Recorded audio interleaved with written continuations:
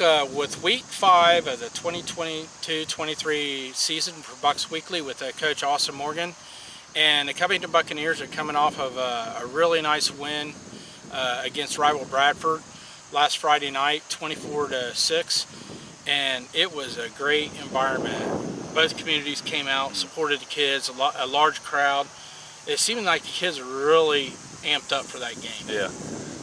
So yeah, it's cool. That's one of the things about not only football but just sports in general, rivalries, like these small cross-town rivalries. A lot of our guys know guys over there and families and all those things. So there's a lot more emotion involved in it, which is cool. But yeah, our guys were jacked up for it. They were excited. It was the crowd was amazing. We had a huge turnout. Our student section, they did awesome. It was you could just feel the environment all game long. From the fans, the kids, the student section, just the community as a whole. I mean, it was cool to watch the Buccaneer family kind of come together and do what they did. And what was kind of comical, but also was really cool, was when Scooby got there.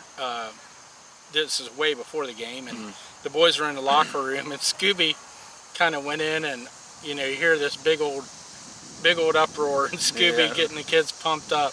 That had to really get them pumped up for the game. I'm not sure what he said in there. I wasn't in there, but all I know is I walked in, the kids they were fired up, ready to go. So I don't know what Scoop said or what he did, but whatever it was, man, it worked. So. Well, then after the game, he was right there too. Yeah. Getting the kids all. He's awesome. I think this community should be grateful. I know we are extremely grateful to have a guy like Scooby around. I mean, you don't find more guys more loyal than Scooby is, and as much passion as he has for the Buck football team and the Bucks as a whole. He's a cool person to have around, and I just can't express how grateful I am for a guy like him showing loyalty. Well, and then, the kids, it was a really good night. The kids had some big plays and things like that. But what it comes down to is improvement. And the big picture, what improvement did you see from the kids? Oh man, there's a ton. The stuff we saw in the game on Friday night, plus what we saw Saturday morning, it was just so many things that we've been working on, and we're finally seeing some progress in those things. Our O-line, it's a bunch of young guys, all sophomores across the board pretty much, and one junior. And their first steps that we've been really focusing on is getting the right spot right away, and they were phenomenal. There's still some mistakes here and there, but the steps they made from week 2 to week 3 was a huge jump. Kean had plenty of time to throw in the pocket. Our running backs ran really, really hard. They found the gaps, hit the holes. And honestly, our defense as a whole played phenomenal defense.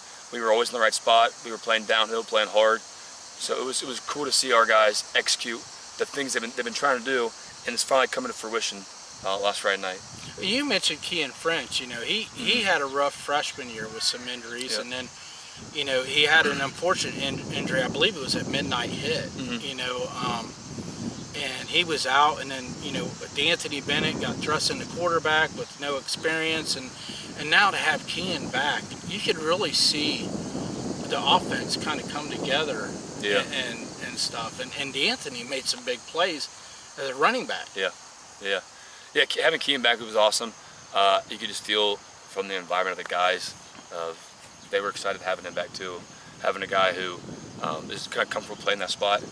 And the one thing I was really impressed with Kean on Friday, he's been working a ton from last year to this year on his toughness. We always give him a lot of hard time because I think playing quarterback comes with a lot of criticism, a lot of really high standards, maybe that aren't fair at times. And he's been held to those standards. And I thought Friday night he did a really good job of trying to reach those standards.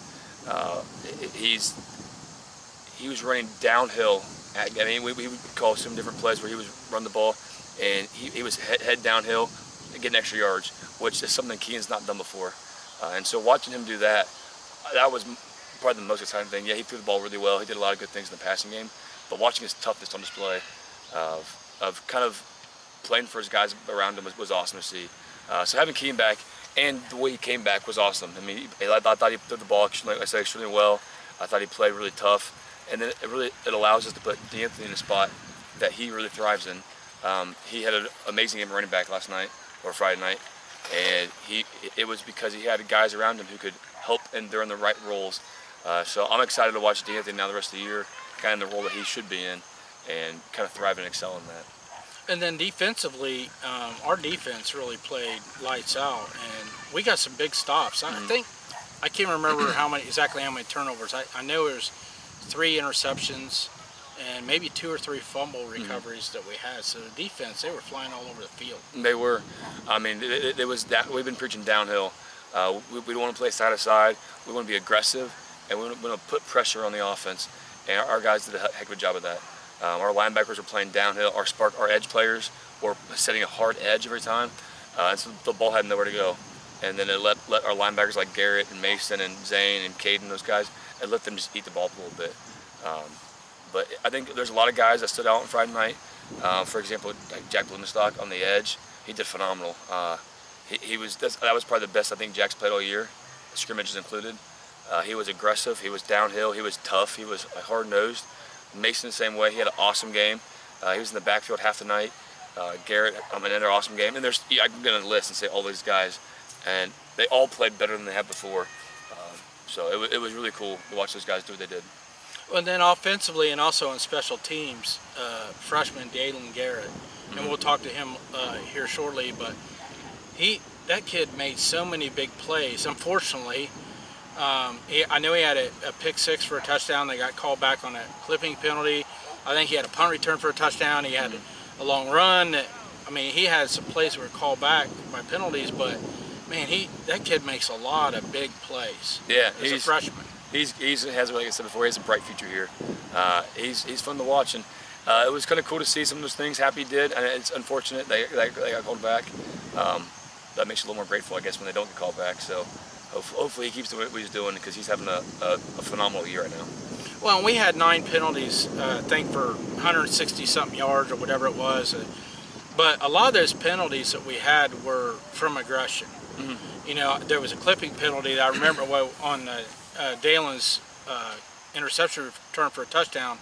And I think it was on another freshman, A.J. Reyes, but it was a hustle penalty that he ran almost halfway across the field to get a block. Yep. So just to see those kids hustling, those penalties, you know. Yeah, I'm totally fine with them. I mean, obviously we don't want that to happen, obviously. If I had to choose the kids to play hard and get some penalties every now for that, or play soft and never get penalties, I would always choose to play tough. And part of the thing is we have not been in a lot of the situations where we've had a pick 6 that's for a really big play. And so some of our guys didn't fully understand what to do, which is on us to get them there. So on Friday night, when those guys made the penalties, they never got their butts ripped or anything. It says, hey, you're fine, you keep playing hard, here's how you handle this next time. Because, I mean, it's hard to get that live rep of we got a pick and we're running down the field and not blocking back, and how to do that efficiently. And so there was a lot of teaching going on with those moments, but I'm totally okay if they're going to play really hard and have those happen every now and again, because I think the tough teams always win, and I'd prefer to be a tough team versus a team that sits back and lets things happen to them. Okay, well, up next we're going to talk with freshman Day'Lynn Garrett and kind of get some of the insight on how he's done so well as a freshman. Basically, he's played 3 games, made a lot of big plays, and we'll be right back to talk with Day'Lynn here shortly.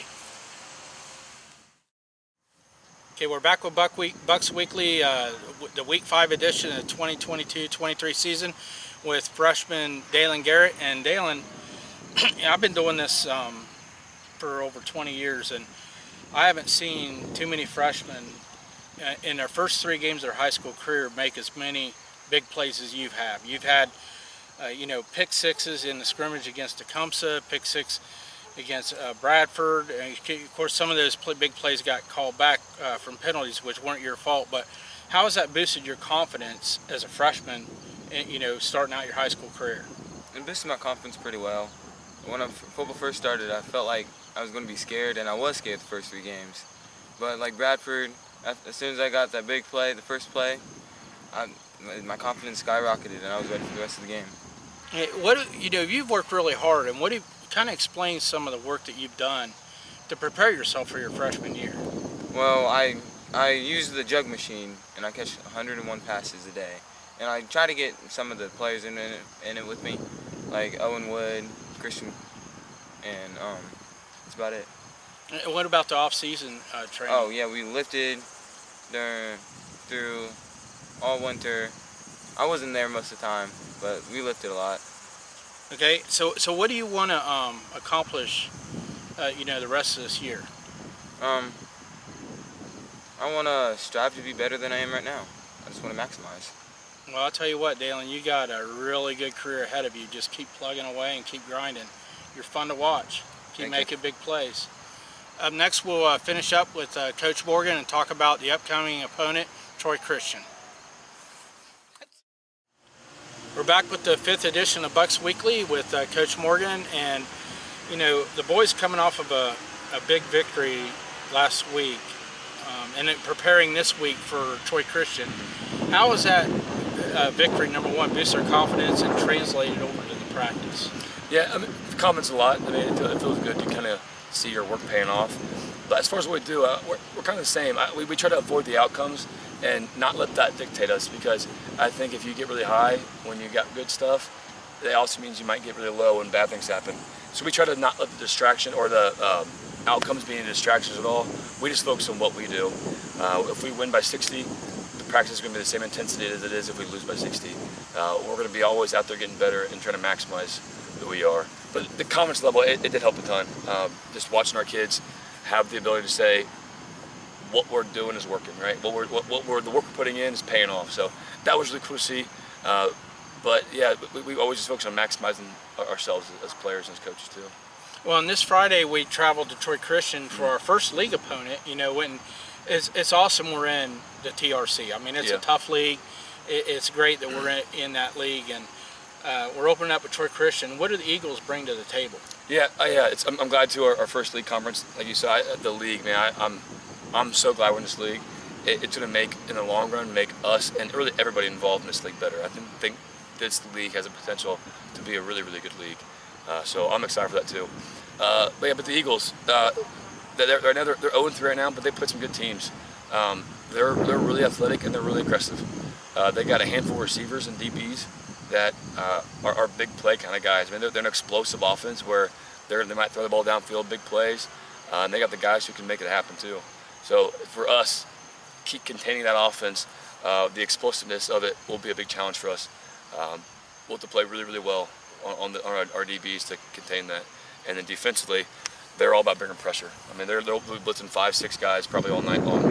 And so for us to make sure we can protect that and then make sure we can block that accordingly, well, it's be a challenge. So I'm excited for it because it's a team.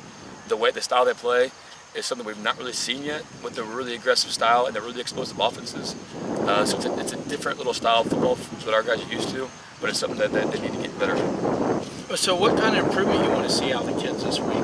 Continue to get better, continue to improve, and just continue to compete with guys, because I think we have the ability to be a really good team, and we saw last week some of those massive improvements, and so I think if we can keep improving the way we did last week across the board, and on the fundamental, the basic stuff. We're still not fully there yet with our basic fundamentals. If we can get those things squared away and then start adding more and more into it, it would be awesome. But I also want to see us compete with these guys and play a really, really tough football. Okay, well, the Bucks will travel over to Troy Christian Friday night, 7 o'clock. It's game time. Hopefully we get a huge crowd like we had last week at Bradford. The kids would really love to see that. Yep. It's a first TRC game, league game of the year. It's going to be exciting. And good night, and go Bucks. Go Bucks.